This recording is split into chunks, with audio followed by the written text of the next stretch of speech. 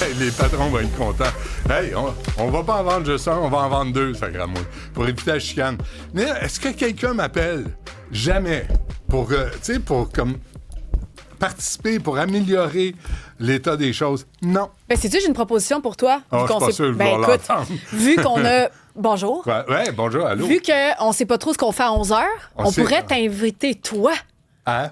Ben, ta propre émission, ça pourrait être toi notre invité à 11 h. Tu pourrais t'auto-interviewer. Jamais. Là, tu pourrais peut-être te faire sortir des choses qu'on veut savoir de toi. Moi, je t'interviewe à 11 h. Non, toi, tu m'interviewes pas. Personne ne m'interviewe, à moins que ça soit volontaire. Mais je pense pas que je sois assez intéressant pour être interviewé. T'aimes pas ça parler de toi, hein? Non, exactement. On va... Finalement, on a une entrevue à midi. Là, on n'avait personne à 11 h. Personne à midi, on est deux faire 3h30. Fait que des fois, tu sais, on fournit pas. Ouais. Frédéric Galanté, qui est le maire de la Prairie, ce matin, j'ai raconté à Mario Dumont et à Isabelle Perron comment ça se passe dans le coin, sur l'heure du dîner, autour de la polyvalente La Magdeleine, où il y a eu des alertes à la bombe, où on prévoit ajouter 650 élèves, ça gramouille, dans une polyvalente. Ça, c'est le centre de service des grandes seigneuries. Ils vont pas ouvrir une nouvelle école, une nouvelle polyvalente ailleurs. Non, on va les empiler, les jeunes. Fait que, qu'est-ce que tu penses qu'ils font? Là, ils sortent, puis ils ont besoin de virer fou, puis il y en a qui sont mal élevés, puis il y en a qui sont pas, tu sais, c'est pas du monde. Fait qu'ils jettent leur vidange à terre, puis sont en gang, puis des ados, puis sont baveux. Puis les policiers, là, j'ai un policier, un sergent détective à la retraite qui m'a écrit, qui va dire, écoutez, à moins que ce soit des crimes graves, on peut pas embarquer des jeunes. On est là au Québec, on peut pas... Les policiers, moi je les blâme, je les traitais de touristes. Là, je comprends que les policiers ne peuvent pas embarquer un jeune baveux. Si le jeune, l'ado, envoie se promener le policier, il peut pas l'embarquer. Il faut qu'il ait commis un crime grave. Puis même là... Pas de détention préventive comme tu suggérais. Non. Pas préventive, mais tu sais, peut pas dire, hey, toi, tu vas aller réfléchir. Dissuasive. Ouais, non, ça a l'air que ça se peut pas. Fait que là, on peut plus blâmer les policiers. Ils font ce qu'ils peuvent dans les circonstances. Fait que là, la direction de la polyvalente de la Magdeleine, on les laisse sortir. Et là, Sonia Lebel dit, moi, c'est l'école, mais ça relève de la sécurité publique. Yann Lafrenière dit, on le sait, on connaît le problème, on ne sait pas quoi faire, parce que Yann Lafrenière, c'est un ancien policier. Puis il comprend bien qu'on ne peut pas arrêter les jeunes sur ce genre de comportement-là. Qu'est-ce qu'on fait? On arrête les parents? Qu'est-ce qu'on fait? Là, on aura le maire de la Prairie parce que c'est dans sa ville et c'est des commerçants qui perdent la clientèle. Parce que quand tu arrives puis tu vois une gang d'ados, il y a eu des bagarres, il y a de l'intimidation, ça gueule. Oui, puis ils se mettent à plusieurs. Tu peux pas intervenir. Mais non, les commerçants qui osent intervenir, ils se font encore plus harceler puis écœurer. Toi, tu t'en vas là, tu dis, hey, je vais aller manger des sushis, je vais aller déjeuner, je vais aller manger de la pizza, je vais aller faire mes courses chez IGA, je vais aller chez Dollarama, je vais pas... Tu sais, là, tu as des gardes de sécurité qui sont engagés par les commerçants. Il y a quelque chose qui marche pas. Mais même là, ils n'ont pas le droit de courir après. C'est comme les vols dans les épiceries, c'est comme dans certains dépanneurs. Ils les voient faire. Oui, dans le métro. Un gars qui nous a appelés, qui a dit ça. On ne dira pas quelle station. Exact. Mais il y a un dépanneur dans le métro à qui on a parlé. Cybèle lui a parlé. Là, ils volent des caisses de bière. Ils volent des caisses de bière, ils volent des boissons énergisantes, ils vont voler n'importe quoi. Et là, tout ce qu'il peut faire, lui, c'est dire « Hey! » Ouais. T'imagines-tu, pas très dissuasif. Là, ils rentrent en gang, puis là, écoute, ils volent n'importe quoi. C'est ça. Parce qu'ils savent qu'il va rien se passer. C'est ça. Au IGA, là-bas, il y a un garde de sécurité, puis ils ont mis des bollards, puis ils font rentrer un par un, pas de sac à dos. Parce qu'ils volent, puis ils se font pas pogner, puis il n'y a pas de conséquences. Fait que là, à un moment donné, tu te dis, ça suffit. Moi, là, je trouve que ça va faire, tu sais. Fait que là, on va voir, là, le maire peut pas y aller, mais je pense que là, on a parlé à Mme Assad, la mairesse de Brossard. Ouais. Il y a des problèmes à Antoine Brassard, il y a des problèmes à Saint-Jérôme, il y a des problèmes à Laval, avec les ados au Québec. Qu'est-ce qui se passe avec les ados au Québec qui savent pas vivre? Pas tous les ados, pas tous. Mais t'as une gang, là. Puis des parents qui disent « Oh, mon petit minou, ça doit être le commerçant, ça doit être le policier qui t'a provoqué. C'est eux autres, les pas fins. Viens ici, mon petit minou, viens, on va te récompenser, on va t'acheter un nouveau téléphone à 1700$. Oh, mon Dieu, que tu fais pitié. Hey. Parce que c'est ça, mais ça va revenir au fait qu'à un moment donné, les commerçants vont investir de l'argent pour avoir des dispositifs de sécurité à l'entrée. Il y en a un qui va sortir. Comme les dépanneurs le soir. Il faut qu'ils t'ouvrent la porte. Il y en a un qui va sortir, il va en planter un. Il va geler. Il va le planter parce qu'à un moment donné, ça va faire... Il y a des gens qui se lèvent à 3, 4, 5 heures le matin pour aller travailler. Puis là, tu arrives sur l'heure du midi, là, puis tu as ces petits crottés-là, ces petits baveux-là, mal élevés. Puis là, le père qui m'a appelé, là, moi, j'en ai 2, là, je comprends, là, ou qui ont des mauvaises fréquentations. Puis là, tout à coup, on ne peut rien faire. On ne peut rien faire.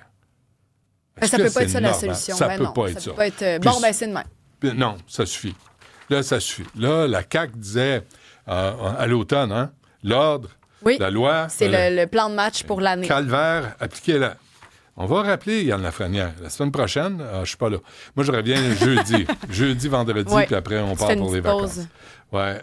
Il y a aussi Jennifer Macaron, à qui on va parler dans un instant, députée libérale. Ça aussi sur les bars et les restaurants qui vivent des menaces. Et à 10h, prenez des notes, là. Apportez ça, là, où vous allez l'enregistrer, vous allez le regarder en reprise ou quoi qu'il en soit. Mais il y a Sœur Angèle qui va être avec nous parce que c'était dans l'annonce des éleveurs de volailles du Québec. Oui, qu'on a reçu au début de la semaine. On leur demandait, comment se trouver des bonnes dindes, où les acheter. Surtout, on leur posait la question, est-ce que ça existe des dindes halal? Est-ce qu'il y en a partout? Ils nous ont dit non, inquiétez pas. Là, je sais, je voulais pas dire. J'ai pas dit le mot de Noël halal, moi, ça passe pas. Ben, il y en a pas. C'est ça qu'il nous a dit. Il y en a presque pas. Il y en a. Ben, en tout cas, il nous a dit de pas nous énerver avec ça. Mais elles existent. Il y en a. Mais peu.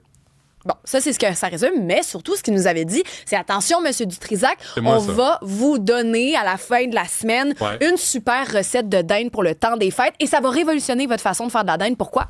Parce que même le blanc peut être juteux. Hey, commence pas. Pas de racisme.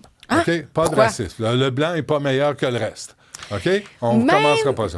Est-ce que Mme Macaron est là? Elle n'est pas là? Elle appelle quoi? À 40? Comment ça? Ben, vérifie. Appelle puis vérifie. Ben oui. On peut attendre à 11 heures pour savoir si je leur avais dit 36 et 37. Là. Bon. On est pas mal dans les temps. Ça devrait pas être bien, bien long avant qu'elle appelle. Parfait. Fait que, on va faire ça. À 11 heures, qu'est-ce qu'on a dit qu'on ferait? Ben là, on va appeler Monsieur Paradis, voir s'il est disponible, Claude. Oui, le froid, c'est parce que là, c'est la nuit dernière. Je peux pas m'imaginer des gens qui ont vécu ce froid polaire-là dehors. Lui, Monsieur Paradis, qui est l'abbé Claude Paradis, qui travaille avec les personnes en situation d'itinérance, qui a vécu dans la rue lui-même. On va lui demander. Il faisait des collectes de vêtements, de chaussettes. Là, c'est ça, la soupe populaire et tout ça. Fait qu'on va lui passer un coup de fil, voir s'il veut venir nous parler de ça. Mais tu sais, je parlais de ça hier avec Mario. Là. J'ai regardé ça en 2024-2025. Là. Il y a par-dessus toutes les dépenses prévues supplémentaires, là, on a rajouté à toutes les dépenses, moi je ne sais plus c'est combien, de centaines de milliards, là, 8,5 milliards, plus un autre 600 millions pour l'aide à l'étranger. Puis là, je me dis, on devrait peut-être... pas avoir l'air d'un sans-cœur, mais peut-être prendre une petite partie de ça et s'occuper des gens d'ici avant. Surtout quand il fait fret à moins 16 puis moins 20. Puis éviter des amputations parce qu'il y en a à chaque année. Puis Claude Paradis nous parlait de ça, c'est le curé, je ne sais pas s'il va mieux, il a été malade, mais tu sais, à un moment donné, on l'avait reçu. Il nous avait dit qu'elle allait mieux, ouais. Mais on l'avait reçu parce qu'il avait ramassé, il ramassait des manteaux puis des chaussettes pour les sans-abri. Mais tu sais, quand tu es capable de payer 9 milliards 100 millions pour de l'aide à l'étranger, par-dessus tout ce qui est prévu, est-ce qu'on peut s'en garder un petit peu pour nous autres? Puis est-ce qu'on peut arrêter de demander aux citoyens d'en donner plus? Parce que le gouvernement fédéral, quand il prend 9 milliards 100 millions additionnels aux dépenses prévues, bien, c'est dans nos poches qu'il prend ça. Puis là, bien, tu as les campagnes de financement qui viennent encore nous solliciter dans nos poches. C'est parce que là, on donne la moitié de notre salaire. Il n'en reste plus, là. Arrêtez d'en demander. Puis là, on veut aider tout le monde. Mais là, écoute, ça n'a juste plus aucun sens. Là. Fait que l'argent qui est déjà envoyé au gouvernement fédéral, qui, lui, décide comment ça se passe à travers le pays, dans sa grande sagesse, il me semble devrait en garder un peu pour nous. Puis j'avais un message ce matin, là, François-Philippe Champagne, qui est devenu ministre des Finances, qui avait convoqué les présidents des supermarchés, pour leur dire... Faudrait pas en abuser. Je l'ai ici, veux-tu que je te donne un aperçu de ce qu'on nous avait écrit? François-Philippe Champagne avait fait une opération de charme en rencontrant les chefs d'entreprise des grandes chaînes d'alimentation. Champagne, en grande pompe, s'était vanté de la baisse des prix à venir, de la baisse des prix qui étaient déjà prévus dans la semaine de l'Action de grâce. Mais aujourd'hui, François-Philippe Champagne est le ministre des Finances. Il est un personnage très influent au gouvernement Carney, mais qu'est-ce qu'il fait pour contrer l'inflation et les profits faramineux des chaînes alimentaires? Fuck all. On oublie vite que Champagne est un beau parleur, finalement. Ouais. Là-dessus, Ruba Gazal est sorti, elle dit là, on devrait comme plafonner les profits. Ouais, bonne chance. On va voir comment ça... On a Jennifer Macaron, qui est députée libérale de Westmount-Saint-Louis, porte-parole en matière de sécurité publique. Macaron, bonjour. Bonjour. Merci d'être avec nous. Je vous achalerai pas tout de suite avec ce qui se passe au Parti libéral. Faites-vous-en pas. On va parler des bars, des restaurants du Québec. Vous êtes levé à l'Assemblée nationale pour demander quoi au juste? Et moi, je demande que le gouvernement tient une commission parlementaire pour étudier tout ce qui se passe en ce qui concerne l'extorsion à travers la province, parce que c'est pas uniquement dans les grandes villes, on le voit aussi dans les régions, de convoquer tous les experts, les partenaires, tous les services de police, la SQ, mais ainsi l'industrie en question, les commerçants, les bars, les restaurants, les propriétaires des concessionnaires de véhicules, parce que eux, ils souhaitent contribuer à la cause. Puis ce que j'ai constaté quand j'ai commencé à creuser un peu dans ce dossier, c'est qu'il y avait quand même des comités transpartisans, intersectoriels qui existaient dans le passé, mais depuis que le gouvernement de la CAQ sont venus en pouvoir, ils ont comme aboli. Mais en même temps, honnêtement, là, vous demandez une table de concertation, ça parle, ça agit pas. Les comités, c'est pour dessiner un chameau, un cheval. Est-ce que tout ça, sincèrement, là, c'est réel? Là, parce qu'il me semble qu'il y a des interventions pratico-pratiques là, qu'on devrait amener. Puis ce que vous dénoncez, c'est réel. Là. Les menaces, les incendies criminels, les fusillades, l'extorsion. Même hier, j'avais un restaurateur qui me disait extorsion par mauvaise critique, par campagne de mauvaise critique. Mais alors, comment on fait pour protéger l'industrie des bars, des restaurants? Non, mais c'est ça, c'est épouvantable. Mais c'est pour ça que moi, quand je parle avec mes sources, les bars, les restaurants, puis moi, je suis députée du centre-ville de Montréal, fait qu'on se comprend que c'est quand même gravement affecté, tous les commerçants, dans mon comté en particulier. Quand je leur parle, c'est leur revendication, parce que eux, ce qu'ils disaient, c'est dans le passé, quand on avait ce comité de concertation, ils pouvaient contribuer à la cause, puis ça fonctionnait. On avait quand même une baisse des incidents. Fait ils se désolent qu'on n'a plus cet élément-là dont ils peuvent s'exprimer. Dire, moi, j'ai une idée, regarde, on va se parler ensemble, puis on fait tout ça sous le couvert de l'anonymat parce qu'on se comprend que quand ils dénoncent, quand ils disent publiquement quelque chose, là, ils sont victimisés. Alors, il faut faire bien attention. Mais je constate aussi que la SQ, le SQSPVM, le SPVQ, le SPAL, tous les grands services de police, puis la SQ, ils ne s'assoient pas ensemble pour jaser de ça. Fait que c'est bien ce qu'ils font à Laval. Parfait. Je suis 100% certain que les SPVM font des choses. Mais mon Dieu, pourquoi qu'on ne s'assoit pas ensemble? C'est un fléau qui affecte toute la province. Ouais. Il faut faire des choses ensemble. Oui, bien là, Mme Macaron, je vous retourne ça. Là. Vous asseyez ensemble. Vous êtes-vous assise avec Yann Lafrenière pour aborder cette question-là? Moi, j'ai rencontré le ministre parce que je voulais partager quand même mes préoccupations. Ouais. Ça fait un petit bout depuis que je creuse un peu le dossier. Je dirais qu'il y a une ouverture de sa part. Lui, il souhaite mieux comprendre, voir c'est quoi les opportunités.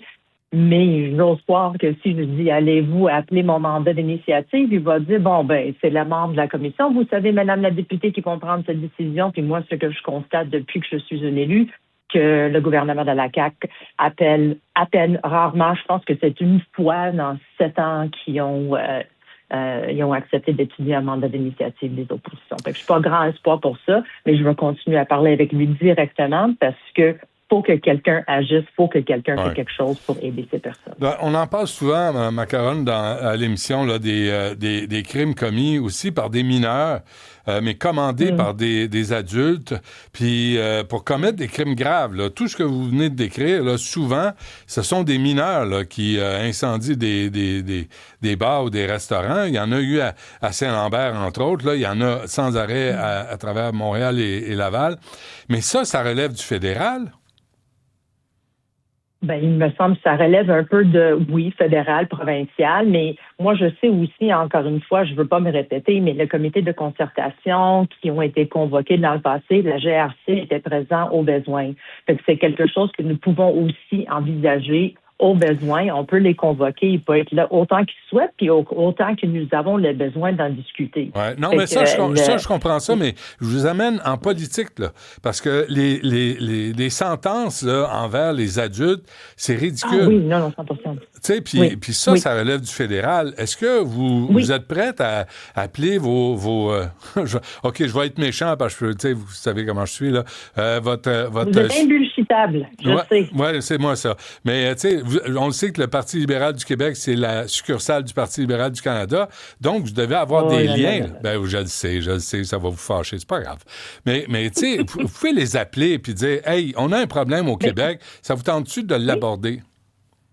Mais moi, je peux vous confirmer que j'ai une rencontre la semaine prochaine avec le ministre responsable de la sécurité publique au niveau fédéral, le ministre Anda Sangari. Okay. Alors, j'ai l'intention de jaser avec lui. En effet, vous trouvez un moment où j'ai déjà commencé à faire toutes ces étapes parce que je voulais parler avec lui pour voir qu'est-ce qu'ils ont en place de leur côté, puis s'ils sont en train de jaser exactement de ce que vous dites. Qu'est-ce que nous pouvons faire en matière de justice au niveau fédéral? Parce que si je fais la comparaison, mettons, avec les États-Unis, Floride, par exemple, là, s'il y a quelque chose comme ça qui arrive, que ce soit avec les jeunes, que ce soit avec peu importe la personne, mais un acte criminel, on fait pas ça une deuxième fois.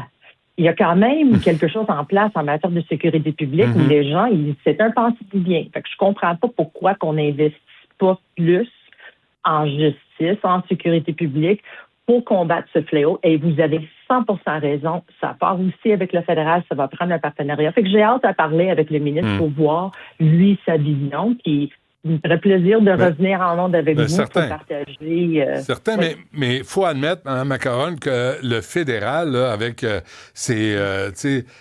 les sentences allégées pour les Autochtones, pour la communauté noire, il n'est pas dans cet élan de dire, là, on va serrer la vis, par exemple, avec des sentences plus sévères aux adultes qui utilisent des mineurs pour commettre des crimes graves qui relèvent aussi souvent de l'extorsion puis de l'intimidation puis des menaces. Ben, ça, c'est quelque chose qui était dans le passé. Moi, j'ai toujours l'espoir. Moi, je regarde vers l'avant. C'est ça. Je peux pas toujours regarder dans le rétroviseur. Je regarde vers l'avant. C'est quelque chose que je pense que nous devons s'attaquer maintenant. On a un nouveau premier ministre. Lui, sa vision est un peu différente. Fait que je garde espoir que peut-être ils vont pouvoir changer un peu les orientations parce que je suis convaincue, comme vous, il faut frapper plus fort. Il faut avoir des sentences qui sont vraiment plus costauds pour que ça soit un déterrent. OK, je peux pas vous avoir... Je veux pas vous piéger, là. Vous voulez pas répondre, vous répondez pas, Mme Macaron, mais vous parlez de regarder vers l'avant, là. Pour le Parti libéral du Québec, là, ça veut dire quoi, là? Parce que votre patron, là, il m'avait à moi promis de venir en entrevue, et là, c'est le temps de rectifier le tir, de dire ce qui se passe et de dire comment vous allez régler les problèmes qui inquiètent le commissaire à l'éthique, là, et qui inquiètent l'UPAC dans votre parti. Comment vous allez gérer ça? Moi, je peux pas parler pour Pablo. C'est sûr, je suis 100% derrière lui. Puis aussi, je ne sais pas si je suis de la même avis que vous de dire que le commissaire à l'éthique est inquiet et que l'UPAC sont inquiets. Il y a une enquête. Ça ne veut pas dire que les gens sont inquiets. Ils ont un rôle à jouer. Il y a quelque chose qui a été mis à l'attention du commissaire à l'éthique. C'est tout à fait normal que Mme Mignolet devrait aller en enquête. On va voir c'est quoi le résultat de ça avant de dire, mais là, faut agir, faut faire X, Y, Z. J'ai aucune idée ce sera le résultat de cette enquête, mais j'ai hâte à savoir le résultat. Comme ça, on va être mieux aussi de savoir c'est quoi les prochaines étapes, si on en a des prochaines étapes à mettre vers l'avant. Mais il y a un ménage à faire, là, de toute évidence. Là. Vous ne pouvez pas nier tout le temps que le Parti libéral, on dirait que vous ne respectez pas les règles. Vous ne donnez pas d'argent pour acheter des votes. Il me semble, Mme Macaron, on s'entend là-dessus, là? Ben moi, non, je suis pas d'accord avec vous. Attendez, je dirais pas que nous avons un ménage à faire. Attendez, vous me dites non. Moi, vous voulez vous présenter à la chefferie du Parti libéral du Québec, vous me dites, je te donne 100$ si tu votes pour moi, puis vous trouvez ça normal? Mais attends une minute, il n'y a pas de confirmation de ça. Tu sais, je sais que c'est quelque chose qui était véhiculé dans les médias. Nous, on souhaite aller au... Non, attendez, c'est pas quelque chose véhiculé dans les médias, Mme. On va avoir une enquête de notre côté. Non, c'est pas quelque chose véhiculé dans les médias. Je peux pas accepter ça. On a présenté des textos qu'on a vérifiés. C'est le Journal de Montréal, là. C'est pas le site Coin qui dit n'importe quoi. Il y a des textos. Venez pas me dire que c'est normal que quelqu'un promette 100$ pour un vote pour un chef ou un autre, un candidat ou un autre. Venez pas me dire qu'on a des textos qui sont publiés sans nom, sans preuve. C'est un peu particulier. Je vous dis, il y a les noms des personnes concernées. C'est pas publié, M. Dutrisac. Ça, il y a personne qui sait c'est qui. Puis ça m'étonne de savoir, je vais vous dire le fond de mon pensée, je vais être super transparent avec vous. Mm-hmm. Les captures d'écran comme ça, mettons c'est vous et moi qui ont un échange. Sincèrement, est-ce que vous allez prendre une capture d'écran de vous-même en train de vous mettre vous-même en feu et l'envoyer ça à quelqu'un? Ça aussi, je trouve ça un peu particulier. Puis quand on regarde l'autre chose, les règles pour la course à la chefferie, chaque comté comptait pour 3000 points. Moi, à Westmont-Saint-Louis, ça se peut que j'ai 1000 membres, disons. C'est 3000 points. À Rimouski, on a un membre, c'est 3000 points. Ça vaut rien de dire que je vais dire à quelqu'un, ben s'il vous plaît, je vous donne de l'argent pour que vous votez pour telle personne ou telle personne. Ça changeait rien. C'est pour ça que je trouve ça particulier. Mais c'est pas une accusation. Moi, je souhaite savoir plus parce que avant de dire, ça c'est vrai, puis il y a quelque chose, moi j'ai besoin d'avoir plus d'informations, j'ai besoin d'avoir plus de contexte. Mais là-dessus, on s'entend, là. Personne dit, tu sais, on dit, il y a des allégations. Mais votre patron, il veut pas faire la lumière là-dessus. Il est pas transparent. Mais non, il sort pas dans les... non. Madame Macaron, tout le monde l'a demandé en entrevue. On a engagé peur de son nombre. Juge. Pablo Rodriguez a peur de son nombre. Et il veut pas aller en entrevue. Il veut pas se mettre les pieds d'un plat. Il sait pas ce qu'il a à dire. Moi à votre place... Vous avez le droit.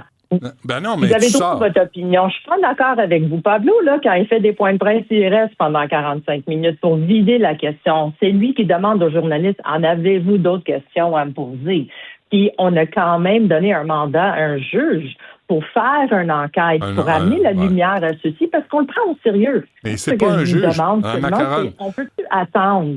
Peut-tu attendre à voir le résultat de cette enquête avant de juger tout le monde? Puis là, on va pouvoir avoir une autre discussion en janvier. Parfait. Mais c'est pas un juge. Vous le savez, là, il n'y a pas de pouvoir pour convoquer qui que ce soit. L'enquête commandée par le Parti libéral du Québec. Vous savez, c'est une personne très respectée. Ben oui, mais il n'y a pas de pouvoir. Très respectée, intègre, mais vous voyez, éthique. Alors, je fais confiance. Vous voyez ça, là, le sujet là, que vous abordez, là, les bars, les restaurants, les menaces, ça, c'est la vraie vie. Ça, c'est du monde qui gagne leur vie comme ça et qui se font écœurer, menacés par des criminels. Puis là, on n'arrive pas à avoir cette entrevue-là au complet parce que le Parti libéral n'est pas transparent dans sa façon de financer une course à la chefferie, ni dans la façon d'exclure Marois Risky. Moi, il m'aurait fait plaisir de parler pendant 15 minutes uniquement de l'extorsion ou tous les autres sujets en matière de sécurité publique. Je suis passionnée de ce sujet. J'ai demandé ce dossier. Ouais. Mon père, c'est un ancien policier, sergent détective des crimes majeurs pour le SPVM. Moi, j'aurais passé 1 heure avec vous juste à jaser de ça. C'était votre choix d'adresser cette question. Puis je comprends, c'est votre rôle. Ça me fait plaisir de répondre aux questions. C'est bon. Mais comme j'ai dit, j'ai pas toutes les réponses aujourd'hui. Je le sais. Mais restons sur les bars et les restaurants aussi. Puis reparlons-nous là-dessus parce que je pense que ce que vous dénoncez, c'est important. C'est important de le faire, mais là, il faut arrêter d'en parler, il faut agir. D'accord. Parfait. Merci, Jennifer Macaron, députée libérale de Westmont-Saint-Louis. Merci à vous. À la prochaine. Merci à vous. Bonne journée.